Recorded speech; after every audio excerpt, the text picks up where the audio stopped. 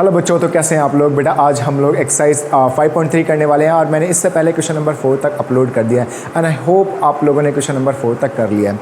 बच्चों मैं यहाँ पे जो क्वेश्चंस लिखता हूँ वो जनरली इंग्लिश में लिखता हूँ, तो जो भी बच्चे हिंदी मीडियम के उनसे गुजारिश है कि वो हिंदी मीडियम जो अपनी मैथ्स की बुक है बच्चों वो लेकर बैठें। अगर आप वो अपनी बुक लेकर बैठोगे और क्वेश्चन अपने आप पढ़कर तब वीडियो देखोगे तो चाहे हिंदी मीडियम के बच्चे हो चाहे इंग्लिश मीडियम को, आपको सारा डिटेल में अच्छे से समझ में आएगा। तो ये ना सोचे कि मतलब मैं यहाँ क्वेश्चन इंग्लिश में लिख रहा हूँ तो सिर्फ इंग्लिश मीडियम वाले बच्चों के लिए ये हिंदी मीडियम वाले बच्चों के लिए भी है। अगर वो बच्चे अपने बुक में क्वेश्चन पहले पढ़ ले और तब यहाँ समझे, उन्हें पूरा का पूरा समझ में आएगा और वो अच्छे से कर भी पाएंगे। तो समझते हैं बच्चों क्वेश्चन नंबर 5 एंड 4 तक। जिन बच्चों ने नहीं देखा वो देख ले, मैंने पूरी इंट्रोडक्शन की वीडियो अलग पूरी 5.2 और 5.3 में क्वेश्चन नंबर 4 तक अपलोड कर दिया है। जिन बच्चों को इससे पहले तक की वीडियो देखनी है तो मैं इसका लिंक डिस्क्रिप्शन में दे दूंगा, आप पहले वहाँ ज़रूर क्लिक करें और सारी वीडियोज़ देखें। तो क्वेश्चन नंबर 5 स्टार्ट करते हैं बच्चों। The first term of an AP is 5। Okay, इस AP का एक AP है जिसका फर्स्ट टर्म हमें 5 गिवन है एंड द लास्ट टर्म को L भी लिखते हैं बच्चों और AN भी लिखते हैं और बहुत सारी बुक में आपको TN भी दिख जाएगा, है ना। जैसे लास्ट टर्म को TN भी लिखते हैं बच्चों। TN आपको जनरली RS अग्रवाल में मिल जाएगा जो जनरली बिहार की बुक है, और बहुत सारे दिल्ली में भी RS अग्रवाल बहुत ज़्यादा यूज़ होता है तो वहाँ जनरली आपको TN भी दिखेगा। TN मतलब nth टर्म, T4 टर्म, है ना। तो आपको TN भी मिल सकता है। तो TN, AN और L तीनों ही लास्ट टर्म होते हैं। चलो, द सम इज़ 400 मतलब सम ऑफ n टर्म्स गिवन है बच्चों, मतलब SN हमें गिवन है 400।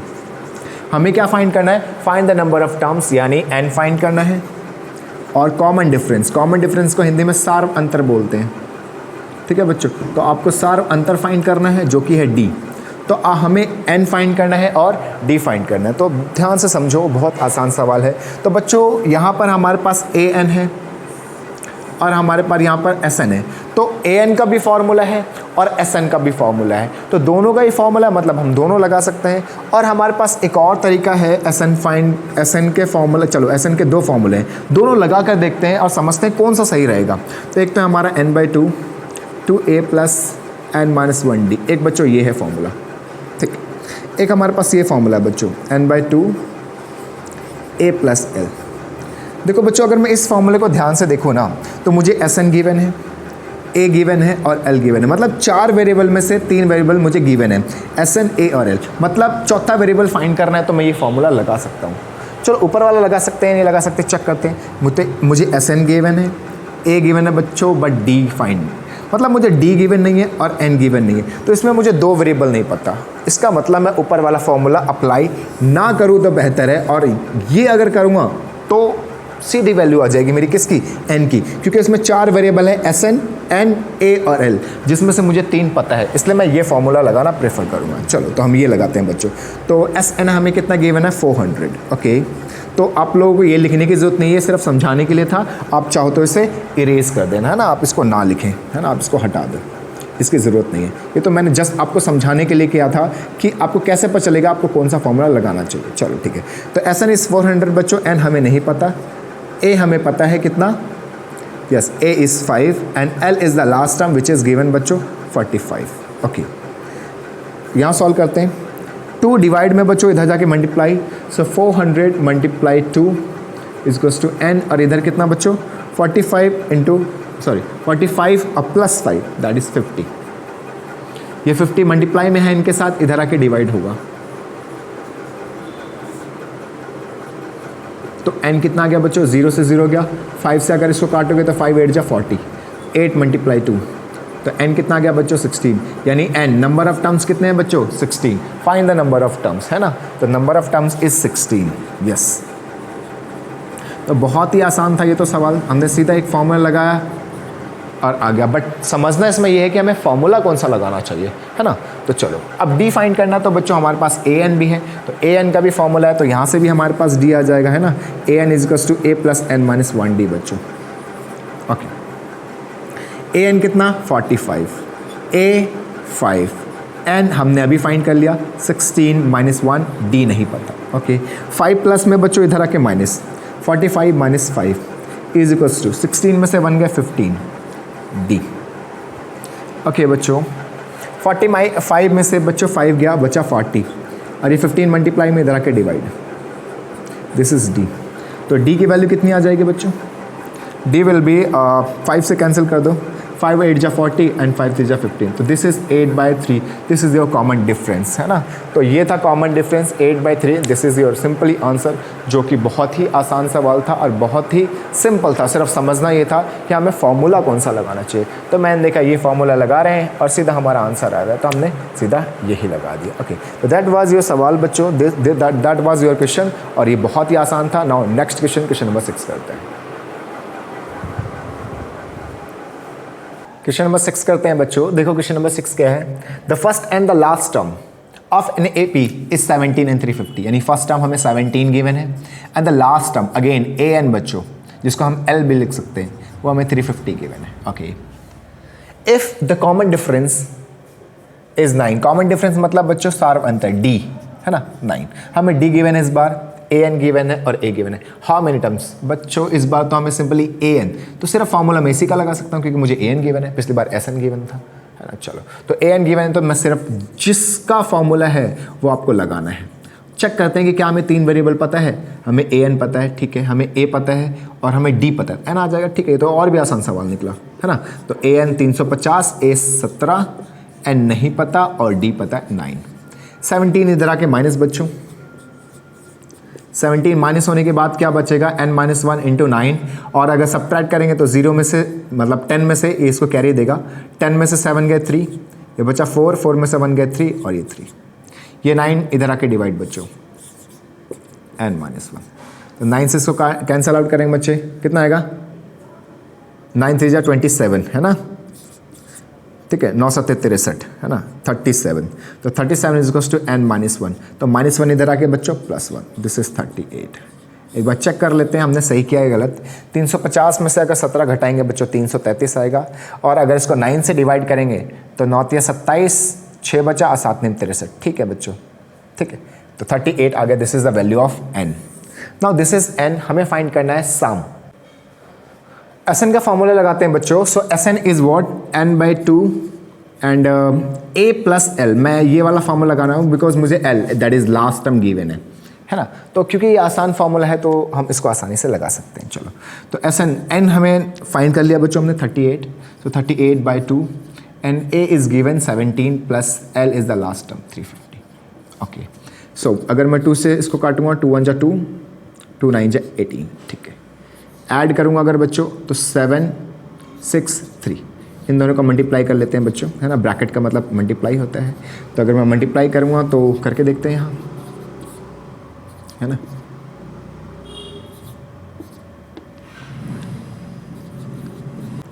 3 7 9 6, तो कितना है 6 9 7 3, this is your simply Sn, है ना, Sn, है ना। सो दिस वॉज सिंपली Sn बच्चों। नाउ दिस इज Sn, है ना, तो Sn हमने फाइंड कर लिया, हमें Sn फाइंड करना था और हमें n फाइंड करना था। दिस वॉज योर सिंपली सवाल। एंड नाउ नेक्स्ट क्वेश्चन करते हैं, क्वेश्चन नंबर 7।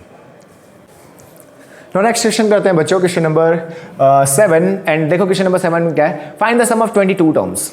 ओके, मुझे S22 फाइंड करना है बच्चों। S22 का मतलब है आपको 22 टर्म का सम फाइंड करना है, मतलब आपको n की वैल्यू गिवन है ना, ये जो नीचे नंबर लिखा होता है ना, हमेशा n होता है। जैसे मैं लिखता हूँ ना A7, इसका मतलब ये जो 7 है बच्चों n है।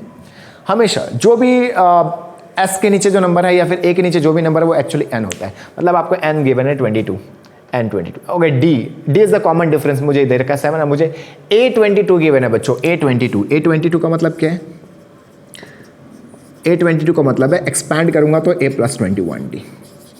हमेशा याद रखना, जो आपको गिवन है अगर उसका कोई फॉर्मूला तो लगाओ। AN का फॉर्मूला होता है, नहीं दे रखा नहीं लगाएंगे। SN का फॉर्मूला होता है, नहीं दे रखा नहीं लगाएंगे। फाइंड करने के लिए क्या, उसके बाद में करेंगे। जो दे रखा उसको एक्सपेंड करो, तो आपको A22 दे रखा है, मैंने उसको एक्सपेंड किया। यहाँ से मुझे D की वैल्यू पता है, जो कि मैं सीधा पुट करूँगा और मेरी A की वैल्यू आ जाएगी, है ना। तो जब बच्चों जब हम इसको इससे मल्टीप्लाई करेंगे 147 आएगा, और इधर आके subtract, so A is two 149 - 147, so A is 2, simply A is आ गया। आपको क्या निकालना है, पहले Sn का फॉर्मूला लगाते हैं, तो n/2 2A + n - 1D बच्चों। आपको S22 फाइंड करना है, मतलब n की जगह 22, जहाँ आपको n दिख रहा है वहाँ 22 ले लो, 2 × A ए की वैल्यू हाँ 2 प्लस एन की जगह फिर से 22 -1 और डी की वैल्यू हमें पहले से ही गिवन है 7।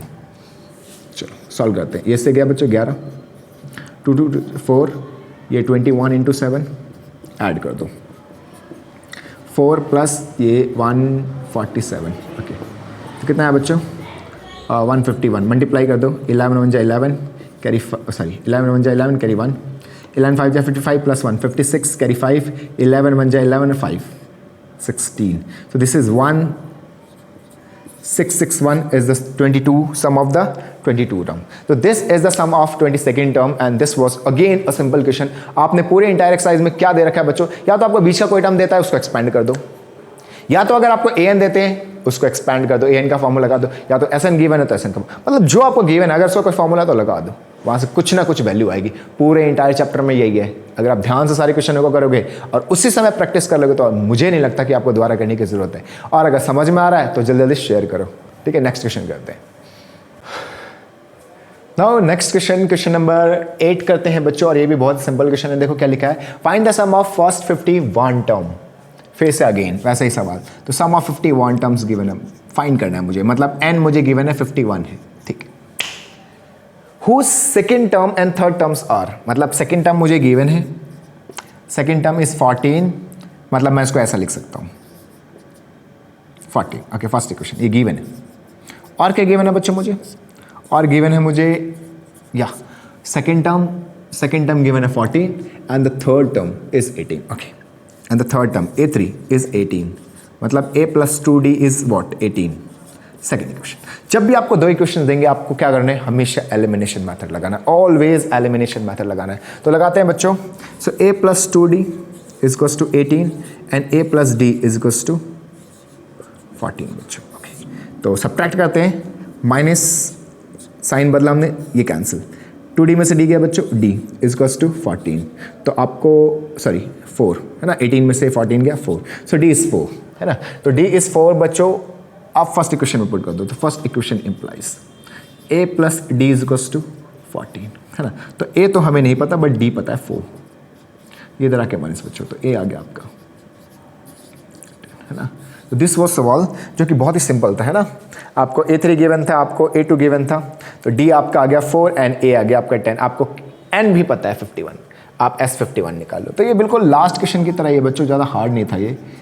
अगर आप लोगों ने लास्ट क्वेश्चन सही से देखा होगा तो आपको लग रहा होगा कि मतलब बिल्कुल वैसा ही सवाल है ना। तो आपको N गिवन है 51/2, बस कैलकुलेशन में देखो यहाँ पे वो 22 टर्म था, ये 51 टर्म है, तो बस मल्टीप्लिकेशन बढ़ा दिया उन्होंने, कुछ नहीं किया।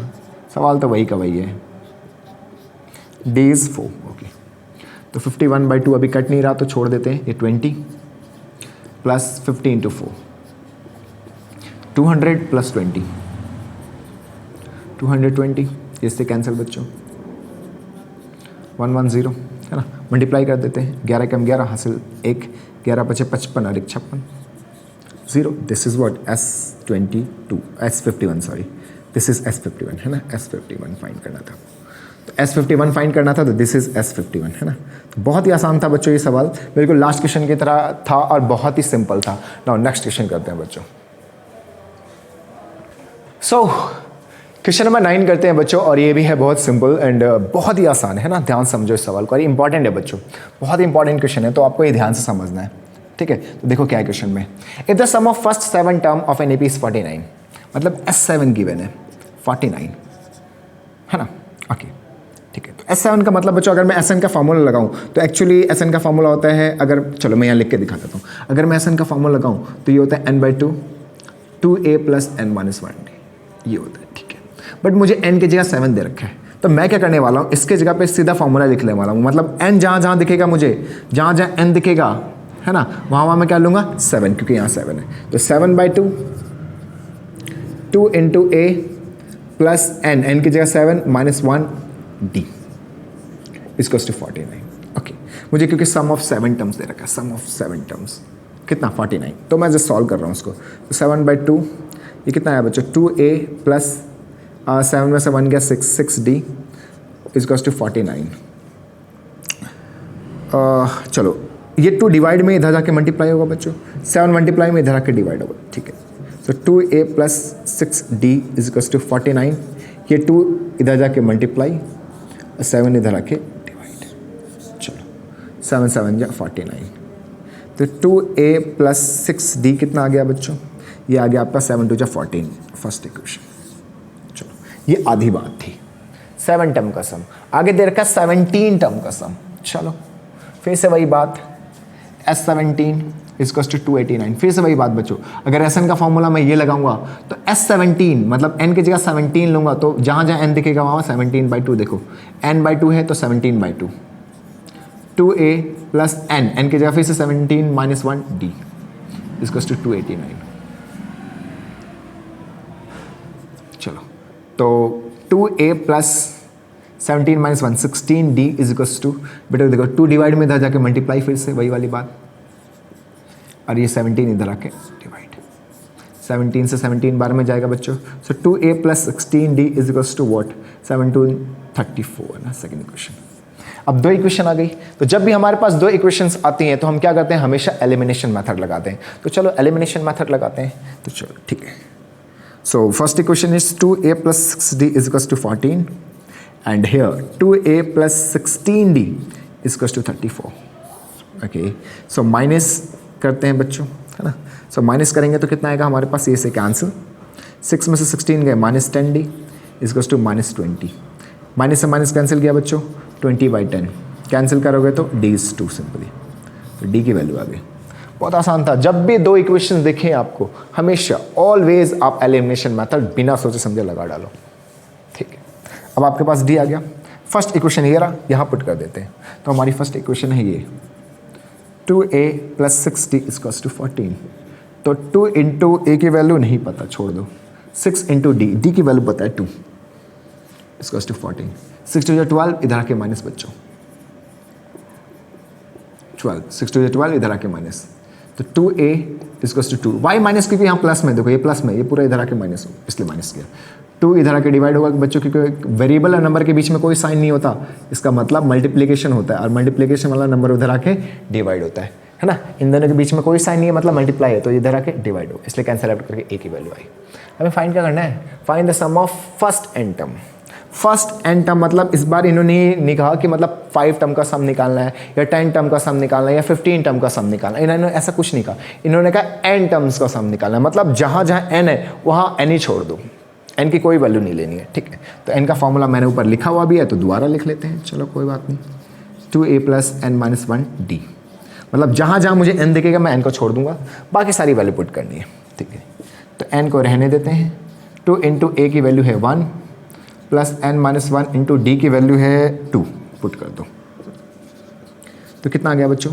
2 1 जा 2, ये 2 अंदर मल्टीप्लाई होगा तो 2 पहले n से मल्टीप्लाई होगा तो 2n, फिर 2 1 से मल्टीप्लाई होगा तो 2 1 जा 2, माइनस का क्योंकि क्या माइनस है, चलो -2 से +2 गया बच्चों। So n/2 2 into n that is 2n, 2 से 2 गया बच्चों, n²। This is Sn, this is the sum of n terms that is n²। So this was सवाल नंबर 9, जो कि बहुत इंपॉर्टेंट और आसान सवाल है बच्चों। S7 दे रखा था, यहाँ से हमने फॉर्मूला लगाया Sn का, एक इक्वेशन बनी। S17 दे रखा था, यहाँ से हमने Sn का फॉर्मूला लगा, दूसरी इक्वेशन आई। फिर हमने दोनों इक्वेशन में एलिमिनेशन मेथड लगाया, और यहाँ से d की वैल्यू आई, फर्स्ट इक्वेशन में पुट करके a की वैल्यू आई। फिर हमने सम ऑफ n टर्म निकालना था, तो Sn का फॉर्मूला लगाकर a और d पुट करके हमारा Sn की वैल्यू हो गई, यानी n की जगह n ही रहने दिया, हमने कुछ चेंजेस नहीं किए। नाउ नेक्स्ट क्वेश्चन नंबर 10 करते हैं। नाउ क्वेश्चन नंबर 10 करते हैं बच्चों, और क्वेश्चन नंबर 10 ही बहुत ही प्यारा सा सवाल है, बहुत ही आसान सा सवाल है। अगर आप इसको ध्यान से समझोगे बच्चों, बहुत ही सिंपल है। इन्होंने रखा है A1 A2 से लेकर ऐसे AN फॉर्म्स एंड AP, मतलब ऐसे बहुत सारे टर्म्स हैं।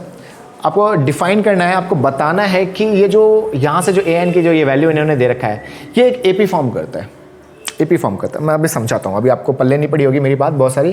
तो देखो n की जगह अगर मैं 1 ले लूँ, मतलब A1, n की जगह 1 ले लूँ तो A1, चलो ठीक है। 3 प्लस जहाँ जहाँ n है वहाँ 1, क्योंकि A1 निकाला हूँ, जहाँ n है वहाँ मैंने 1 लिया, तो 3 + 4 यानी 7, मतलब A1 आ गया 7, चलो ठीक है।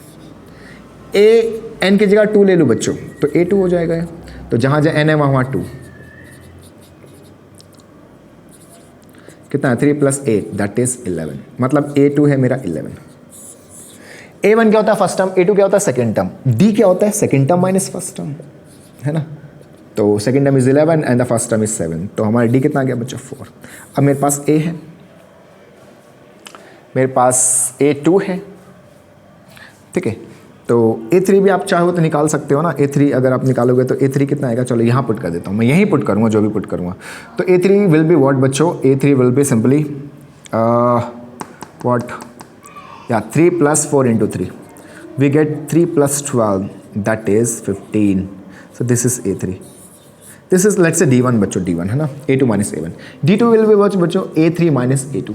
हमेशा दो कॉन्जिक्यूटिव नंबर को हम घटाते हैं, तो A3 will be 15 and A2 is 11 बच्चों, अगेन 4। तो अगर आपका कॉमन डिफरेंस सेम आ रहा है ना, D1 = D2, दोनों ही 4 आ रहा है, so common difference is same. Common difference क्या है, डिफरेंस इज सेम।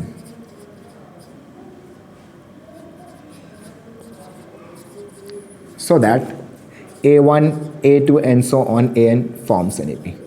Why बच्चों, अगर किसी भी 2-3 टर्म्स का कॉमन डिफरेंस मैं लगातार निकाल रहा हूँ, मतलब second term minus first term क्या, D आया, third term minus second term क्या, फिर से मेरा D आया, इसी तरीके से fourth term minus third term करूँगा फिर से D, अगर D सेम आ रहा है तो वो क्या होता है, AP। AP की पहचान ही यही है, the difference between the 2 consecutive terms is always the same, है ना। तो डिफरेंस 2 कॉन्जिक्यूटिव टर्म का कैसा होता है, हमेशा एपी में सेम होता है। अगर डिफरेंस सेम नहीं है तो वो सीक्वेंस या फिर जो भी सीरीज है आपकी, वो आपकी एपी नहीं मानी जाएगी। और अगर डिफरेंस, मैं कोई से भी 2 टर्म्स को अगर सब्ट्रैक्ट करके अगर मैं डिफरेंस निकाल रहा हूँ और वो सेम आ रहा है, इसका मतलब वो एपी फॉर्म कर रहा है। तो इन्होंने कहा कि शो करो कि एपी है, तो मैंने first term, second term, third term निकाला, मैंने सेकेंड टर्म फर्स्ट टर्म का यूज करके डी निकाला, फिर थर्ड टर्म सेकेंड टर्म का यूज करके मैंने डी निकाला, मैंने देखा कॉमन डिफरेंस सेम आ रहा है, इसका मतलब ये एपी फॉर्म हो रहा है। तो ये जो मैंने यहाँ पर किया है वही काम आपको यहाँ करना है। एंड आई होप आप लोगों से ये सवाल हो जाएगा, क्योंकि बहुत ही आसान है और अभी करना है उसको, अभी करो। अगर आपका आंसर आ रहा है तो कमेंट बॉक्स में करो यस हो गया। तो नेक्स्ट पार्ट करते हैं बच्चों 11th।